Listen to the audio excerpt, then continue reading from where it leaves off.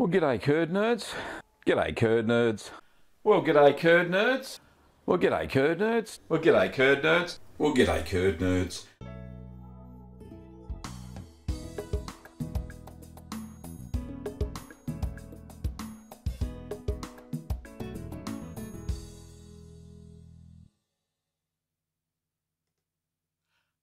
And there I am. Hey, g'day curd nerds. I hope you are having a cheesy day, and it's great to be in a new time slot to make sure that most of the world can get to see Ask the Cheeseman. So this is Ask the Cheeseman number 77. I can't believe it, there's so many. Not every week, but trying to, which is a good thing. Feeling pretty good this morning, so everything's going to plan so far. Bit of news before we start, of course, and g'day to everybody that's on the live chat so far. It's fantastic. I approached YouTube the other day and said, hey, I'm at 120,000 subscribers now. Where's my silver play button? And quick as a flash, I got a humble apology back from YouTube, and they said, here you go.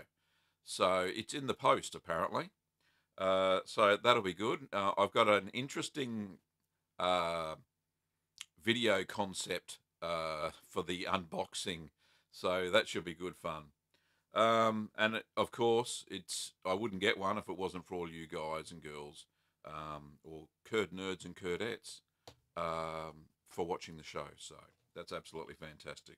So the cheese is on the go. So this weekend we'll be releasing the Leerdama, which is a Dutch cheese that's a cross between Emmental and Gouda. So that should be interesting. And I'm going to try something a little bit different. YouTube have rolled out what's called premieres. So it's kind of like a live stream, but with a pre-recorded video. So I set it up for a time that's mutual to most of the world. And there's also a chat box, like that one. And I'll be there waiting, and we all watch it once together, and then people can watch it normally on demand as they like. So it's kind of like a movie premiere, but yeah, so YouTube have rolled that out to my channel, so I'm going to try that this weekend with the Leerdama. So this will be good interaction, and that'll be great fun. What else? Oh, I got some Limburger stinking out the cheese cave. So that's coming soon. I'm recording a Pecorino Romano taste test today with real sheep's milk. And that's been maturing in the cheese fridge for 10 months. And a couple of other great things that happened this week. We have now a online cheese course, which features 9 cheeses. And I'll just put the URL up. It's taking me my brain power. If we go to that link there, and you'll see the Curd Nerd Academy, the first course for beginner cheesemakers. So that's really cool. Very excited about that. And of course, I've got with the 10,000 acknowledgement, we've got a new merch store as well. So hanging off Teespring this time, they seem to treat creators a little bit better than what the last mob I was with. Can't remember who they were. So that's how much money I got from them. Anyway, so the course. Now, there's been a lot of questions about the course on why it's so expensive and all that sort of stuff. I put it at $150 Australian, which is actually my standard 5-hour course fee, where I normally teach live, face to face. I teach 3 cheeses, and they get exactly the same information, but what you're getting this time, via video, online quizzes, and recipe cards, is 9 cheeses. So I thought that was a fair price. But I've had some queries on the Facebooks. Obviously, people who are never going to come on the course, but I don't care. It is what it is. So there we go. I'm happy with what I've created, and I think it's a wonderful course on cheese making. So for those who aren't in Australia, 150 is about $106 US and about 93 euros. I don't know how many pounds it is in sterling. Anyway, so let's get on with the questions. That's why you're all here. Let's go right up the top because there was a question even before the show started. This one's from Zane. Zane says, Gavin, good day. I have a problem with the price I'm now having to pay for milk. It's $14 a gallon. Any idea what might be a cheaper way to go? Is that $14 a gallon for raw milk? If it is, yeah, that's fairly expensive. If not, go and find a local farmer. There's got to be one somewhere close to you. Even if it's an hour's drive, it'll be worth it. And you can really usually get milk fairly cheap from the farm gate if you're allowed to get it from the farm gate. So that's cool. Chris Bear Lake said, if I take cheddar out of the mould and dry it and put it in the smoker, will that work? Or should I dry it, then smoke it first? No, dry first, then smoke. Neither of the two. What you should do, Chris, is mature the cheese first and then smoke it. So mature it to your taste and then smoke it. In fact, I had a lovely piece of smoked cheddar last night with Kim. Not of my own creation. It was from King Island Dairy, one of the very exclusive dairies here in Australia. It's on a little island in between Victoria and Tasmania in Bass Strait. And they produce some of the most wonderful cheeses. So it was a little wedge of smoked cheddar. Cost me something like $10. It was bloody crazy, but I tell you what, the taste was amazing. But yeah, mature your cheese first, then smoke it. Okay. Lots of people happy with the new time zone, new time slot. Sorry for the live stream. So yeah, I'm happy to accommodate that now that I don't have two jobs. So it's just this one. And obviously during the day I work with Kim and we send out parcels and stuff and products. But yeah, so YouTube gets a lot more attention than what it used to, which is good. And I've got time to create. Sorry, excuse me, frog in my throat. And I've got time to create things like the courses and more videos and stuff like that. So yeah, watch your space. It's all good. All right. Brian in Guam's about to get hit by a typhoon. Hope it's all okay, mate, and you've found shelter. Sam Lubbers says, are you going to attend the Australian Cheese Festivals? I didn't even know we had one. I have been to, what was it called? I can't remember the name of the festival I went to. It was 2 years ago. How old am I getting? It was a cheese one in Melbourne at the meat factory in North Melbourne. And it was very nice, but the lines were too long. I think they might have sorted that out, though. Okay. I do have another question here somewhere. Do I have a Munster episode, says Brian. Yes, I do. And if Kim can go and find the Munster video, I think I called it Little Monsters or Little Munsters or something like that. Then if Kim could put the link up, that would be fantastic. So yeah, it's definitely there already. Peachy Poo says, hi Gavin, my Fontina has a bright neon yellow spot growing. Is it okay to wash it off with brine and vinegar? Yes, it is. It is a sign of something. Not sure. I don't have my book with me.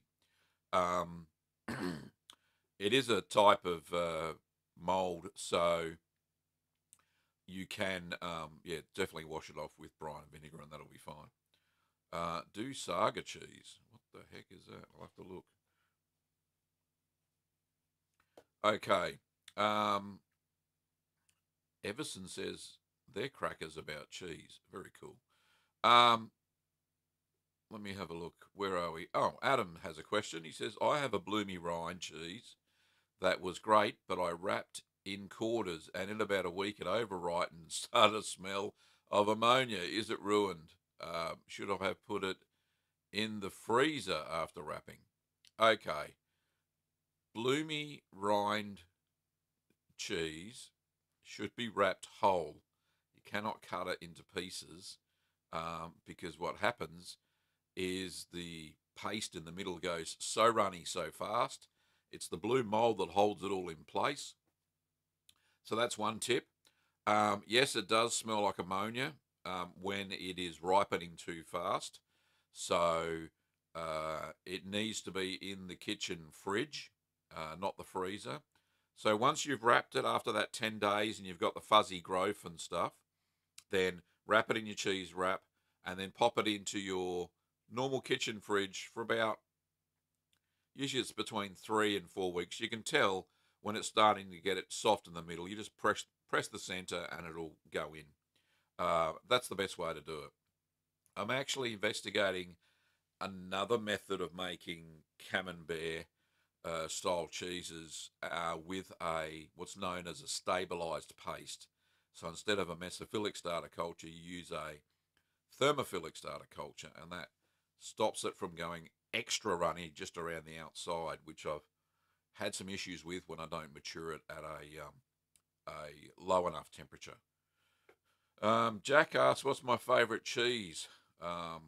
Standard response: all of them. I love all the cheeses. So that's what I said. Mr. Ballbag says 150 Aussie dollars is 81 pounds. Okay, thank you very much for that. Everson says, ever thought about selling your cheese or giving them away?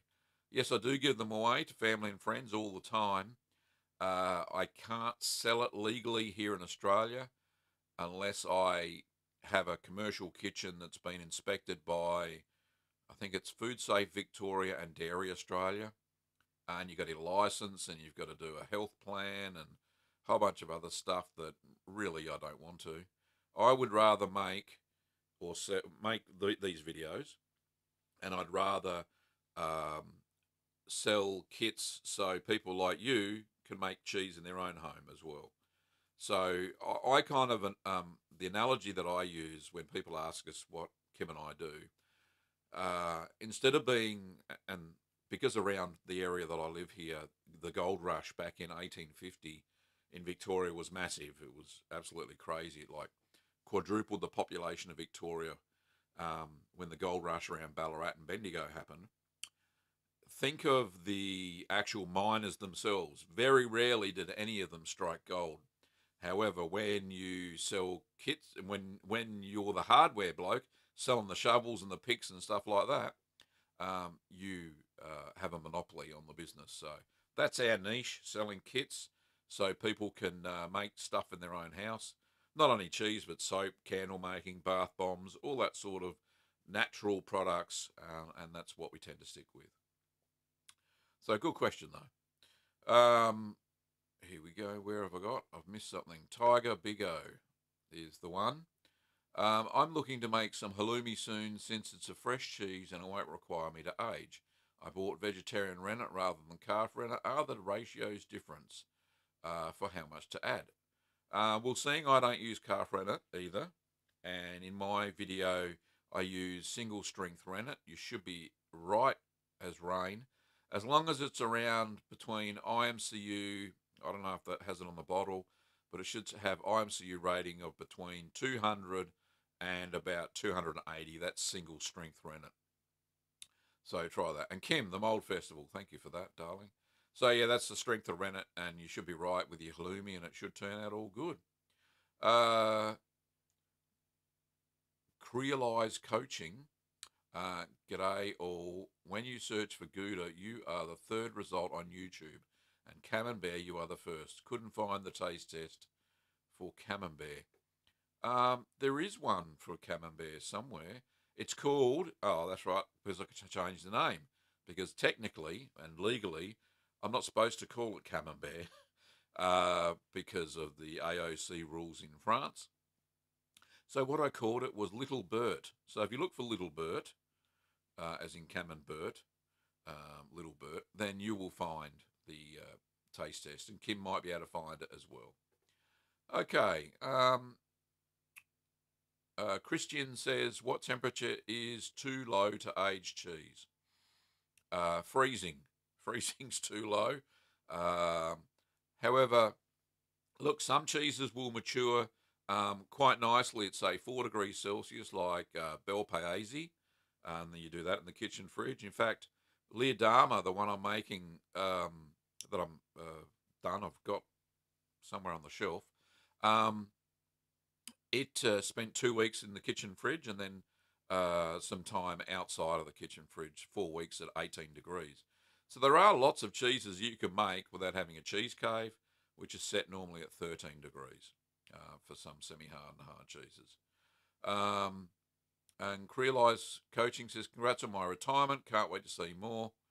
Thank you very much. Yes, we're dedicated and focused on the things that we do here at Little Green Workshops, which is Kim and my business. Brian said, what about Havarti? Yes, we've got a video for Havarti as well, Brian. Need to have a bit of a search around, I think. Did you know that if you go to the channel page of this channel, go to the channel page, there's a little search bar about here somewhere.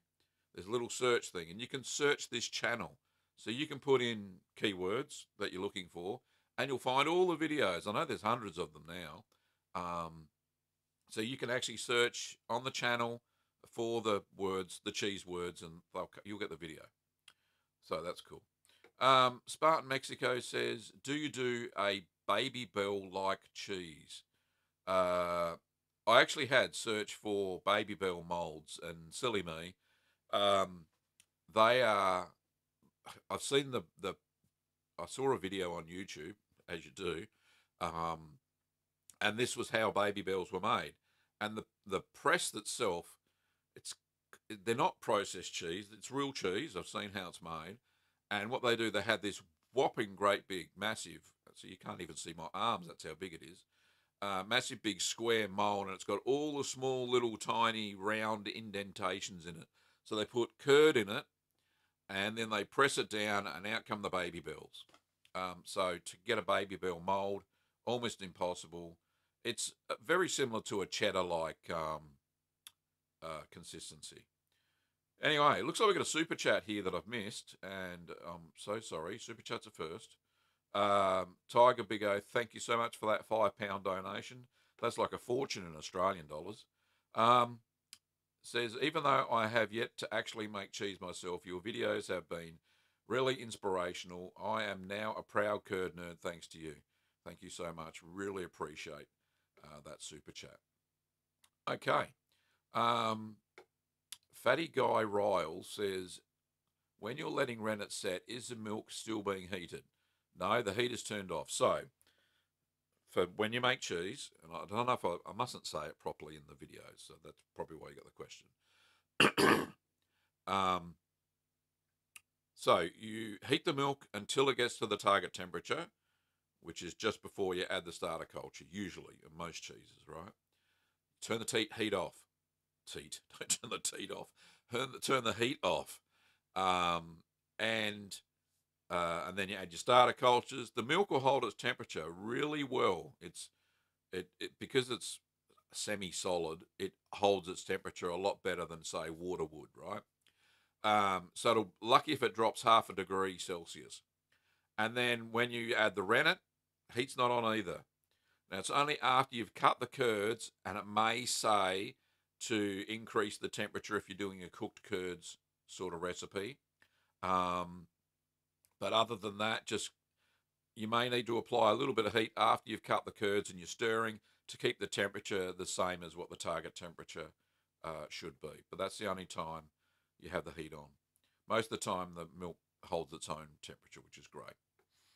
Okay. Brian says, also, what started you making cheese? Well, Kim and I were on a journey of discovery around trying to be a little bit more sustainable, and we started growing our own veggies. We've got our own chickens. We've got nearly 35 fruit trees on our suburban block, and a lot of them are mature now and producing abundance of fruit each year. And we wanted to start making, so I was starting to make preserves and stuff like that, pickles and all that sort of stuff from our vegetables. And I wanted to make our own cheese because I hate processed cheese anyway, but I wanted to know what was going into my food, and I loved cheese. I grew up on a dairy. We never made cheese there. I wanted to give it a go, so that was the main reason I started making cheese. And then once I made the very first cheese, which was feta, um, on a cheese making course, then the world was my oyster. I just couldn't stop. I became what's known as a cheerophile, a cheese lover. So that was me, and away I went. That's the origins. In fact, it's actually the first chapter of my ebook, Keep Calm and Make Cheese. Spartan Mexico says, what can I use if I don't have a cheese press? Lots of weights usually works. There's a great channel on YouTube. It's the Second Cheese channel, not mine. If you go to Job's Cheese Lab, you'll see that he just uses household bricks as his weights, and his cheese turns out very, very well. He does a lot of experimental cheeses, so he experiments on swapping out thermophilic and mesophilic and all bunch of things. In fact, the other day he did instead of using brine, he used soy sauce. So you know that black stuff that you put on rice and Chinese food. And he reckons the cheese tasted amazing because the salt was already in the soy sauce.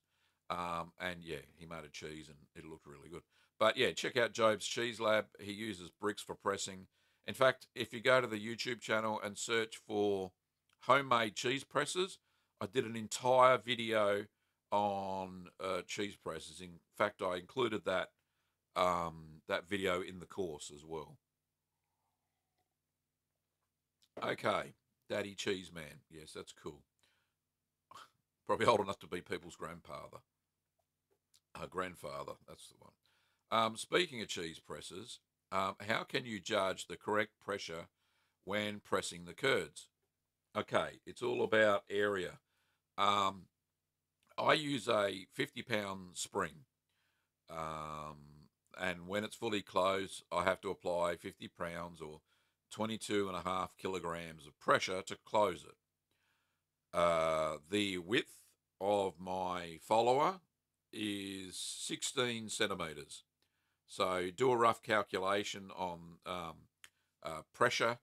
When I fully close the spring, it applies about 50 pounds of pressure to the cheese. So you basically have to do area and figure out pounds per square inch or kilograms per square inch or kilograms per centimetre or square metre. I can't remember what it is. But yeah, so that's how you figure it out. But look, the rule of thumb is when you're doing hard cheeses, a lot of weight. The more weight, the better, and it closes the curds up really well. If you're making semi-hard cheeses like Gouda, Edam, Havarti, the less weight is better, and it all works out. Felicia says, Oaxaca cheese, can I age it? Ooh, I don't know. I don't think you can. Maybe. Um, seeing we ate ours so quickly, ours didn't have a chance to age because it was so tasty. What you could do is you could vacuum pack a few balls of Oaxaca, pop them in the cheese cave, 13 degrees, I reckon, and see what happens. It'll age very similar to provolone, so that's kind of what would happen. Okay, Brian says, yes, the cheese cave. Also, how do you know the pounds of pressure? Oh, I just did that one. Okay, where I'm up to, just after the super chat. Thanks again, Tiger Big O. Reaper, I think that's how you say it. Got here late, had to do blood work. Oh, I hope that's okay. Hope you're all good. Kim, thanks for the link. Appreciate it. Ben says, what's been your favourite cheese to make and subsequently to eat? Well, they're all good, except the ones that there's been one that's been dubious, and that was my little Munsters. I left them to ripen too long, and they were a bit off, but I still ate it. That's just the way it rolls around here. But look, my absolutely shock, the shock cheese, I'd say Tilsit was the first washed rind cheese that I'd ever made and tasted, and it was blew my mind. It was just amazing. So if you haven't made a washed rind cheese by now, then grab yourself some Brevibacterium linens and give it a go. I'd honestly tell you, don't mind the smell on the cheese cave. It's just part of that process. The cheese just tastes amazing, absolutely amazing. The most fun video to make was probably the triple pepper jack taste test. That was so much fun. I knew it was going to hurt, and I just kept eating, and I just couldn't stop. It was just so good. So, yeah, hopefully that answered your question. Um, Creolised Coaching says, I've seen the result for Little Bear. I'll find it. No probs at all. Lindsay says, we made a simple cheddar using your recipe. We mature it for about 4 months before tasting. We noticed it had small, odd-shaped holes throughout. We use your spring method. What's gone wrong? Well, nothing technically. Those small holes are known as mechanical holes, and it just means we didn't press hard enough. I found a little bit of that with some of my cheddar as well. There's nothing wrong with it at all. It just means we didn't apply enough pressure to consolidate the curds so there were no air gaps, if that makes sense. So that's what's happened. Okay, Michael says, hey Gavin, finally able to watch your stream. The other times when you were streaming was early in the morning and I was sleeping. Yeah, I know. We had daylight savings here, and we found that if we were going to stream at that time again at night, we would have missed a really large percentage of our viewership. So we decided to change the time to the morning. Felicia says, lipase, does it lower the pH of the cheese? No, it breaks down the fats of the cheese. That's what it does. It doesn't increase or decrease the pH of the cheese, to the best of my knowledge. Only starter cultures do that because they eat the lactose in the cheese, and so they eat lactose in the cheese, turn it into lactic acid, which lowers the pH of the cheese. Steve, g'day. Good to see you, Steve. The Kurt Hart man. Well done. Fatty Guy Rule says, thank you. My girlfriend and I are making our first cheese tonight. Well, best of luck. And tell your girlfriend that the Curd Nerd said hello. And best to both of you. All right, where are we? Sorry, I can't read Arabic, but what's the difference between cheddar and parmesan in the making? Oh, entirely different processes, totally. Cheddar, when you make cheddar, you cook the curds to a fairly low temperature. The curd size is fairly large still, about 1.25 centimetre cubes. Doesn't shrink down that much, but we go through a thing called the cheddaring process, where you stack lumps of curd on top of each other and keep it warm, and that expels more whey than normally would be expelled, giving it the cheddary texture. With Parmesan, you basically make the curd, when you cut it, into nearly rice grain size pieces, so tiny, and they expel so much whey. That's why Parmesan is so dense, denser cheese. So totally different. And the maturing times can be about the same. You can have aged cheddars to about a year, and Parmesan wouldn't even crack open before a year, or it just won't taste right. Takes a long time to develop. Okay, Felicia says, using box shape and round shape, besides the shapes, what difference do they make? I think you're talking about the molds or the baskets. No real difference at all. It's just aesthetics. So it's visual. It's all visual. There's no real difference between making round and square cheeses. So, yeah. Gauchi says, feta was my first cheese. Now my homemade feta is a pantry staple for us. All thanks to you. Thank you very much. Appreciate it. Steve says, due to popular demand, I'm working up a prototype for a multi-blade vertical curd knife. Oh, okay. To be able to get to this soon. Maybe Gavin can test it. I certainly would, Steve, if you're going to send one over. We can see how that goes. Okay. Oh, missed hundreds here. What's going on? Oh, I've lost my place. Tiger Big O says a note on the cheese press part. Making your own is quite easy. All you need is some wood, some threads, threaded rods, and you'll need to buy the containers. You can likely find designs online. Definitely. You don't need to buy a cheese press. You can make, if you're handy with your hands, then you can make one yourself. So that's no problems at all. Christian says, I've been waiting for some of the cheese lab results. Yeah, so it does take, with any cheese, it takes time, of course.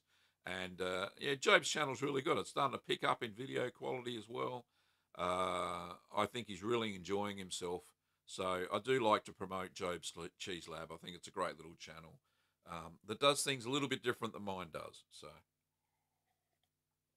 kudos to Job. Top RPDR video says, hey, Gavin, I've always wondered if you have kids. Yes, I do have 4 lovely children. Most of them, well, they're all grown. They're all adults now. So one's living in Germany with his wife and kids. I've got 2 girls that live here in Melbourne, and I've got a son that lives here with us still. He hasn't left home yet. Yeah, they all love the cheese. And in fact, most of them have been in a cheese video. I think in the family ones, and Ben's been in the raclette one. So yeah, they've all been in a video eventually. You must have seen them all. And I've skipped the question here. Creolized coaching for pressing a bucket equals 1 kilo bags of sand or measuring scoops of sand. Trick from a friend. Yeah, that works well. Okay. And Tiger Big O's talking about don't bother paying more for a pre-made one. Make your own. Yeah, Dutch on the wall mount. That's a good one too. Adam Flores says, I want to make a larger wheel of cheddar. I bought a 10-gallon pot. What do I need to consider when scaling up the recipe? What do you need to consider? Well, you need to consider that you need a bigger mold, or you're going to use smaller molds from the bigger liquid. There's not much except 10 times the recipe, is what I'm thinking. I haven't really made anything bigger than 4 gallons myself, so I really don't have experience. But yeah, but when I've made recipes from, say, an 8-litre or 4-litre recipe and got it made say a 14-litre recipe out of it, then I've just simply times it by whatever it needed to be, and it worked fine. So I think that'll work. Bart says, Gavin, have you or Kim ever done a soap making video? Funny you should say that. Yes, we have. We have done lots of soap making videos, and they're over on a different channel. That's the one called Little Green Workshops. So you can search YouTube for that, and you'll find the Little Green Workshops. Has soap making, a few basic cheeses, but they're on this channel anyway. But yeah, lots of soap and all that sort of stuff. So yes, we do have soap making videos over on a different channel. And in fact, if you go to my channel page here, you'll see on the right-hand side there are recommended channels or something. 2 of them are mine. I got a vlog channel which is not very active because I just haven't had time. The cheese one takes up so much time. Anyway, there you go. Katerina says, have you ever thought about doing a couple of cheese out giveaways? Cheese kit giveaways. In fact, I have already. When I reached 100,000 subscribers, I gave away a hard cheese kit. So sorry you missed that one. When the opportunity to give away a curd harp came, I gave one last week. But yeah, cheese kits, they're pretty cool. Um, we certainly will be doing more giveaways in the future, because they're beneficial not only to you guys but to me as well. Um, so I really do enjoy doing the giveaway. Plus, it allows me to reach a larger audience as well, because when you leave your email address, it goes on a mailing list. I don't send spam or anything like that, just newsletters and cool stuff like that. But yeah, it benefits everybody, which is great. Matt says, I agree, Bart. Soap making would be cool as well. Like I said, we've already got lots of them. Now, we do two types of soap making. And I'm sorry to digress out of the cheese for a little bit, but we do two types of soap making. We do melt and pour soap making, which is you buy a pre-made soap base, put it in a jug, put it in the microwave, heat it, and you add fragrance and colour and all sorts of other things, and they look beautiful. You can even get transparent soaps there. Or we do the old-fashioned method where we just use vegetable oils and caustic soda, and we turn that into soap as well. That's called cold process soap making. So we do two types of soap making. There's only cold process soap making on the other channel, Little Green Workshops. Okay. That one dude said, have you ever made feta? Yes, indeed. I've made 3 different types of feta. So I made cow's milk feta, I made goat's milk feta, and I've made traditional feta with 70% sheep's milk, 30% goat's milk. All the videos are on the channel. Morgan's Garden and Apiary, very official. I made my second cheese making attempt today. Last week we made halloumi, and today we're trying out your little camembert recipe. I hope it all goes well for you. Sounds like you're really on your way to becoming a fully blown grand curd nerd. I just made that up. Felicia says, hearing your answer, I conclude that provolone and Oaxaca are the same. If they are, it means I can age my Oaxaca for 1 to 2 years. Oh, I think now, because the Oaxaca is string cheese, it's not a solid form, if you know what I mean. Because we've been wound. It won't mature in the same method as provolone, because provolone's one solid block. So you've got air gaps in between all the Oaxaca, so it may not age the same. Give it a go. Look, I may be totally wrong there. Give it a go. See what happens. The recipe is basically the same. It does use lipase, which provolone does. It uses a thermophilic and a mesophilic, which provolone does as well. So, yeah, you could interchange the recipes and make a provolone style. But remembering that provolone needs to be hung and needs to be oiled after about a month, whereas Oaxaca will be very hard to oil the cheese to get the same sort of flavour. Okay, Spartan Mexico says, does aging cheddar take a long time? Yeah, so to call it a truly aged cheddar, I wouldn't eat it before 10 months. So 10 months to 2 years is a truly aged cheddar.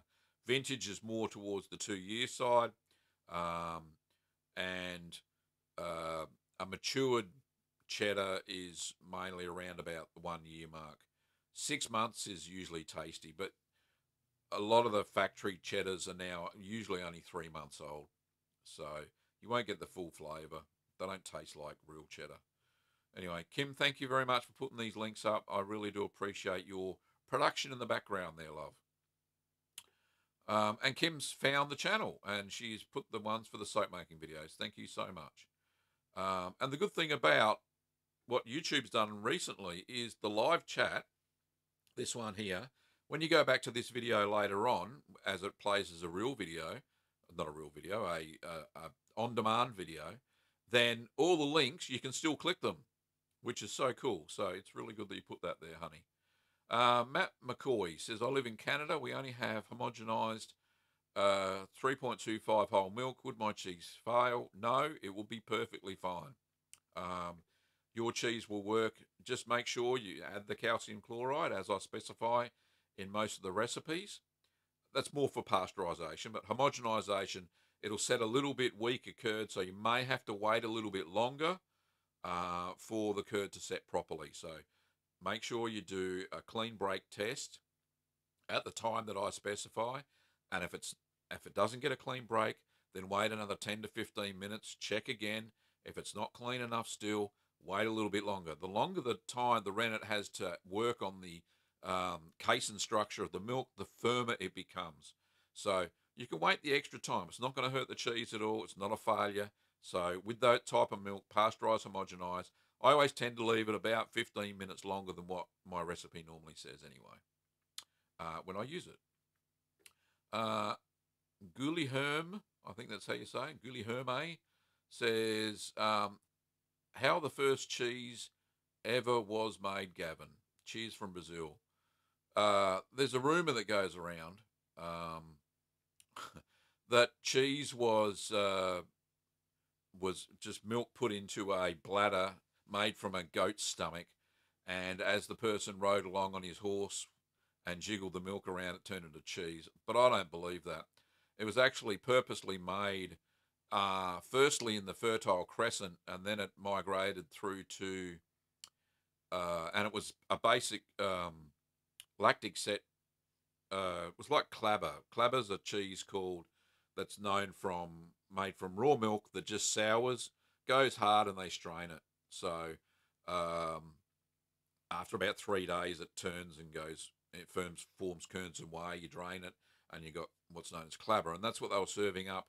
The Babylonians and the Sumerians were doing that. The ancient Egyptians were actually then pressing it to make a hard cheese, and this was back like,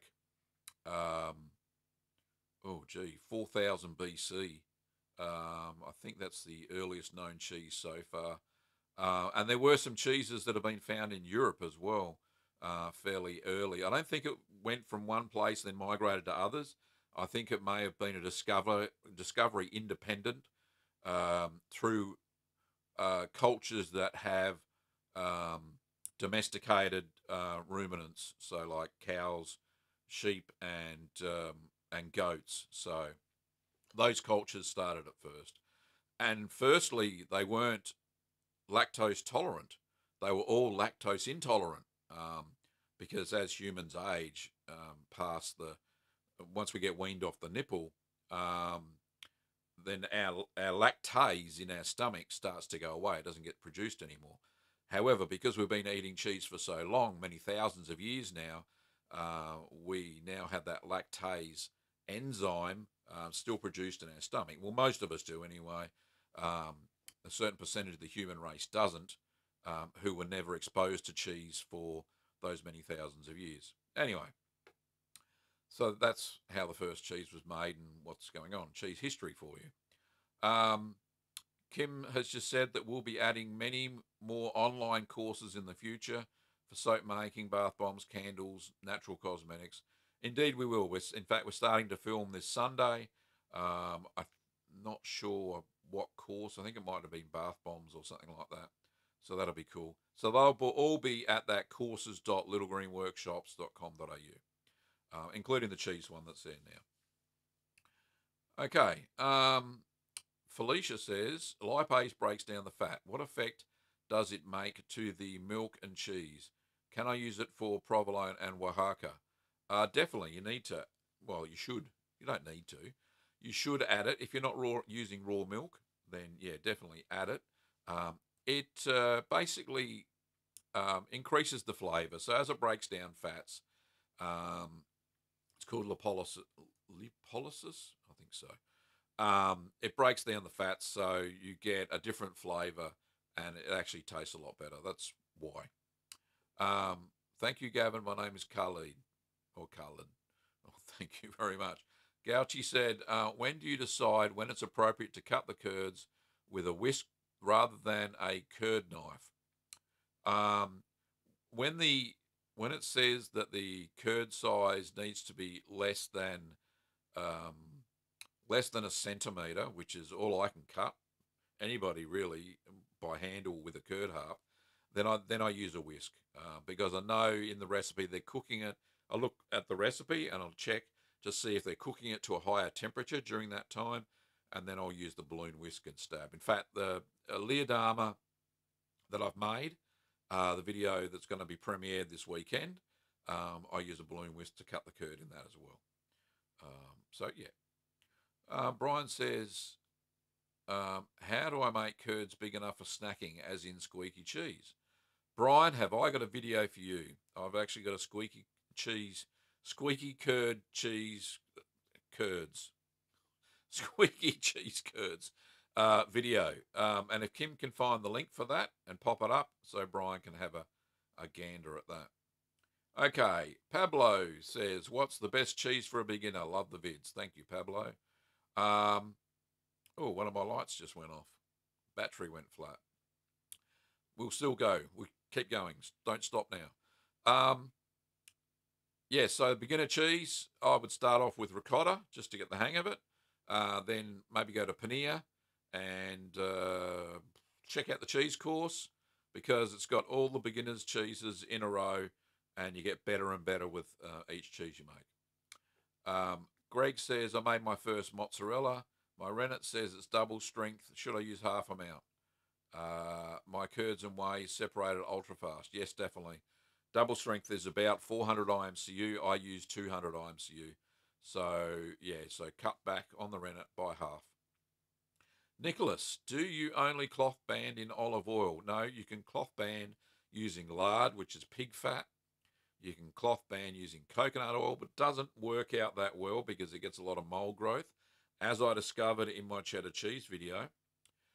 You can also use butter. Butter is a really good one because when you mature the cheese at, say, 13 degrees, the butter goes hard again. So you brush melted butter on top of it, on top of the cloth banding, and that works very well. I've never used olive oil for cloth banding. I don't think it works. So butter and lard are the two good ones that work well and protect the cheese underneath from any mold growth. Okay. Yes. So I should have read your second question. Yes, lard is good. Do I know who Skippy Dinglechalk is? He's massive in the cheese community. No, I don't know who Skippy Dinglechalk is. That's a good one, though. I'll look him up. Me Core Acres says, good evening, Gavin and Kim. Love the new time. Thank you very much. Spartan Mexico, I'm considered making marble cheddar. Was it hard to make? It was only hard to make if you're stirring two pots at once.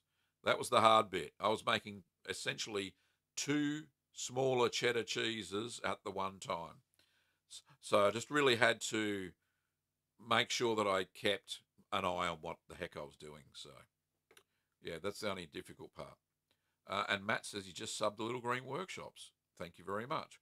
We'll be out making more content for Little Green Workshop soon, now that we've got a little bit more time. Maybe after Christmas, because the Christmas rush has already started for us, being an online retailer, and it's starting. We're getting so many orders every day.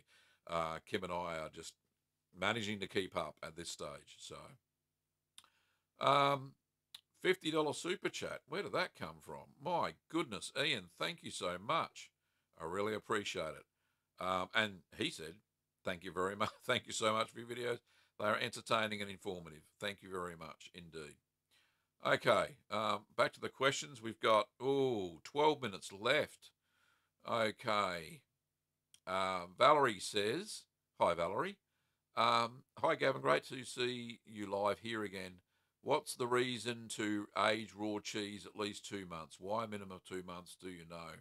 Yeah, that's the minimum of 2 months, and it's really for all cheeses that are semi-hard. The reason is the lactic bacteria that you add die, and then they break down into enzymes, and the enzymes then work on the proteins within the cheese, and it's the proteins that help to rot the cheese.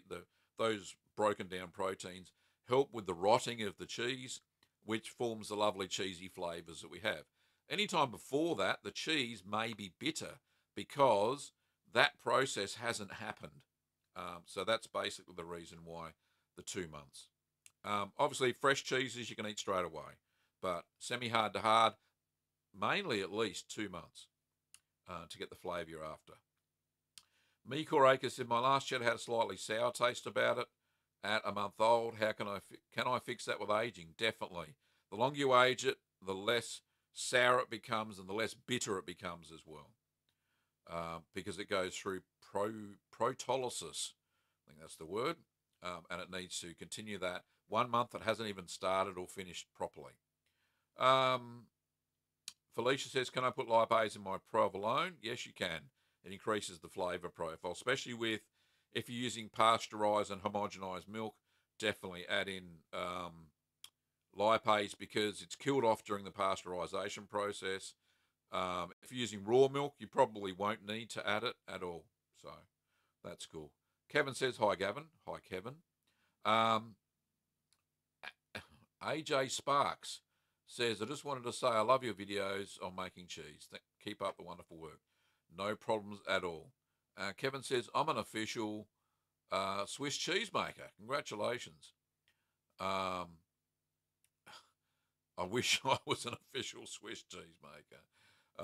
Maybe that'll leave me a bit of street cred, you know, be hip with all the cats out there. Richard says, a cheese I'd like to see how it's made is Lorraine Swiss. So would I. I better check that out. I'll have a look. It's very hard because the terroir of those areas really do come into the cheese making flavour.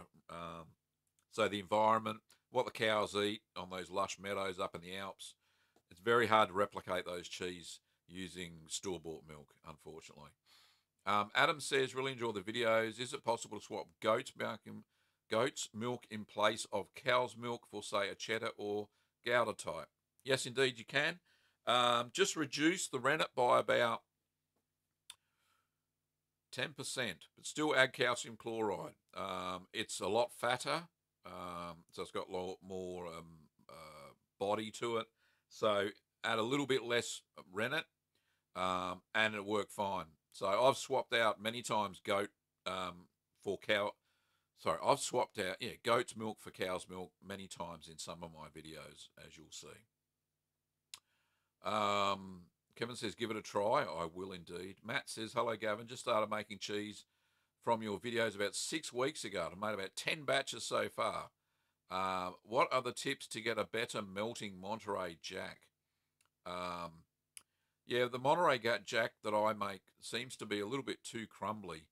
I've got to work on a solution for that. So it doesn't melt very well. It does melt, but not very well. I'll admit that. No problems at all. Look, Monterey Jack, the way they make it in factory processes is very similar to cheddar. So that's just between you and me. Okay. Monterey Jack that was traditionally made in Monterey by the monks when it was owned by Spain was a lot different process than what we have today. Richard says, so buffalo milk is the best for cheese making? Not always. Different cheeses have different flavour profiles. Buffalo milk makes a richer cheese. It's great for mozzarella. I certainly wouldn't use it for, say, a cheddar because you don't need a high-fat milk for cheddar. So, yeah. All right, where did I get up to? I've got 7 minutes to go, and I'm running out of time. People are answering questions for themselves, which is great. Paulo, hello. Jack, hello. Kim, thanks for the squeaky cheese curds link. Chris B, g'day Chris. Does vegetable rennet impart bad flavours in aged cheeses? I certainly haven't found that to be the case at all. The flavours I get out of my aged cheeses using vegetable rennet are fantastic. So no issues there at all. Jane, hello Jane. Hi Gavin. Do you age your brie in the fridge or a cheese cave at 4 degrees or 12 degrees? Right, so I age at about 7 degrees Celsius. In my cheese cave, I've got a special little freezer compartment which stays a lot colder than the rest of the fridge. So I age it at 7 degrees for the first until it grows mold. So once it's got a fuzzy, white fuzzy coating all over, then I wrap it in cheese wrap and then put it in the kitchen fridge.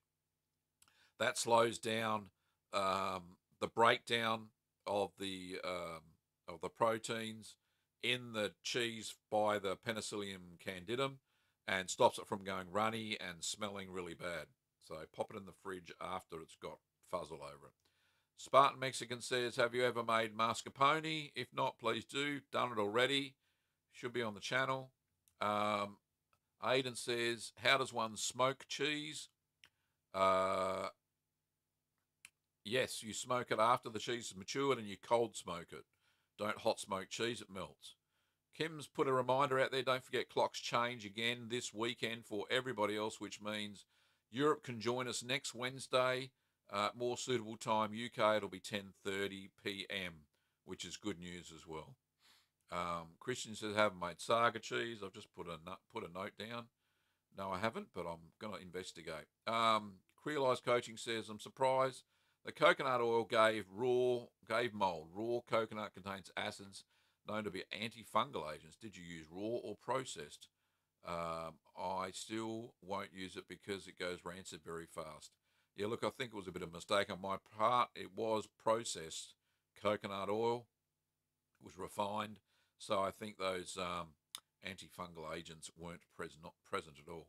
Steve Matter says, hi, Gavin, bit off topic. What does the Australian phrase on the shelf mean? On the shelf? I didn't know it to be an Australian phrase. On the shelf. No, sorry, you got me there. Can't help you. Wrapping up, we got 4 minutes to go. I think Kim, yes, she's given me the wind up. Sorry about that. No more questions. Thank you very much to everybody that said g'day and turn along. We've actually had a lot more people on today, which has been fantastic. There's still time for a super chat. If anybody want to throw a few bucks my way, that would be fantastic. Don't forget to visit our store where all the cheesy goodness is. You can buy kits, supplies, and equipment over at littlegreenworkshops.com.au. We ship internationally. In fact, very soon. On the shelf means that you haven't got a date. You're single. Oh, Kim's just said to me that on the shelf means you haven't got a date and you're single. I didn't even know that. It must be an English expression, not Australian.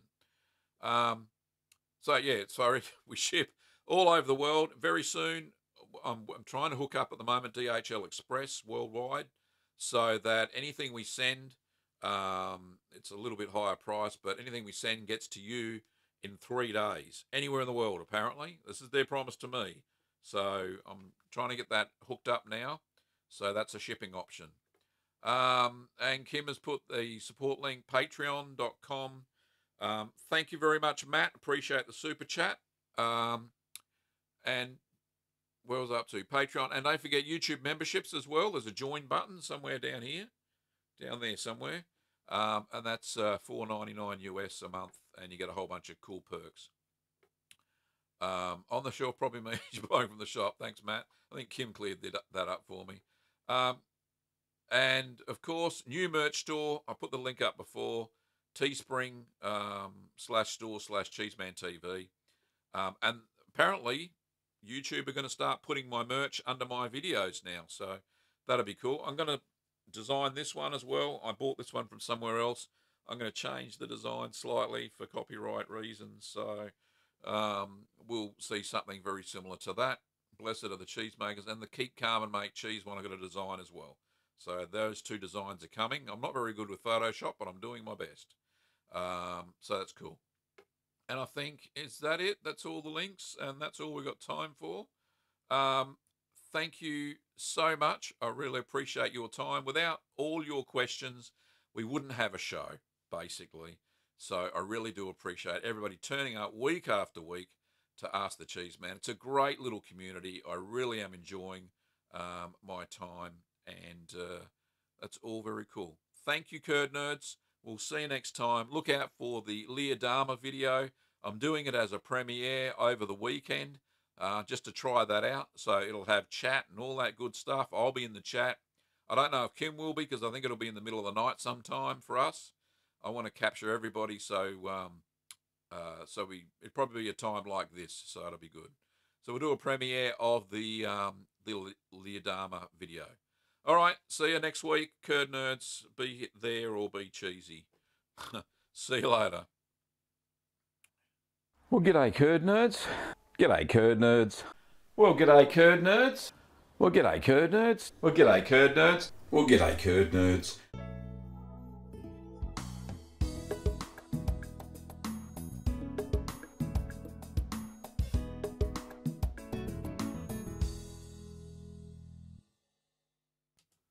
Thanks, Steve.